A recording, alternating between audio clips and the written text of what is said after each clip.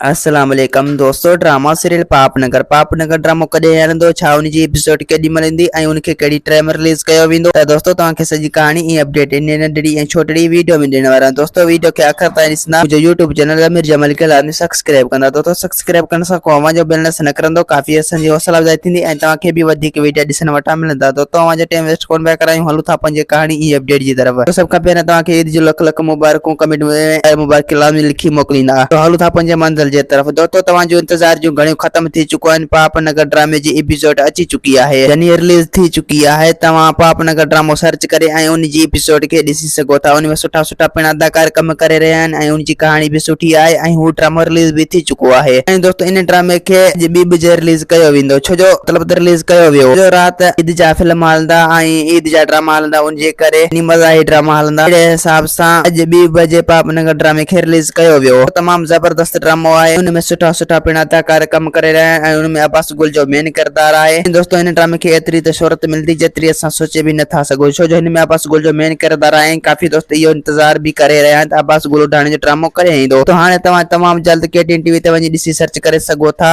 पापनगर ड्रामे जी एपिसोड भी अची चुकी आहे। तव्हां गौर सां ॾिसंदो त इंशाल्लाह तव्हांखे नज़र अची वेंदी। अगरि जेकॾहिं न त कमेंट में ज़रूर ॿुधाइजो, मां तव्हां ॾे उन जी लिंक ज़रूर मोकिलींदुसि। दोस्तों काफ़ी दोस्त इंतज़ार करे रहिया आहिनि, जे करे दोस्तों हिन वीडियो खे शेयर करे ऐं उन दोस्तनि ताईं लाज़मी पहुचाईंदा। पापनगर ड्रामे जो काफ़ी माण्हू इंतज़ार करे रहिया हुआ ऐं हू दोस्त बि इहो पुछी रहिया आहिनि त कॾहिं हलंदो ऐं अब्बास गुल उडाणे जो ड्रामो कॾहिं ईंदो। तो हाणे तव्हांजो इंतज़ार जूं घड़ियूं ख़त्म थी चुकियूं आहिनि। पापनगर ड्रामे जो एपिसोड भी अची चुको आहे। तमामु जल्द ड्रामे खे एतिरी त शोहरत मिलंदी जेतिरी असां सोचे भी नथा सघूं। ऐं दोस्तों हिन ड्रामे जी कहाणी भी बहितर खां बहितर आहे ऐं ही ज़ाहिर ज़िंदगी खां भी बहितर कहाणी आहे। ऐं दोस्तों पापनगर हिकु बहितरीन ड्रामो आहे। हिन ड्रामे खे त एतिरी हिंद में शोहरत मिलंदी जेतिरी असां सोचे भी नथा सघूं, छो जो हिन में अब्बास गुल जो मेन किरदार आहे। दोस्तों उम्मीद त कहाणी आई हूंदी, अव्हांखे पसंदि असांखे ॾींदा। हाणे इजाज़त, वरी तव्हां सां मिलंदासीं के नई ईंदड़ वीडियो में। ख़ुदा हाफ़िज़।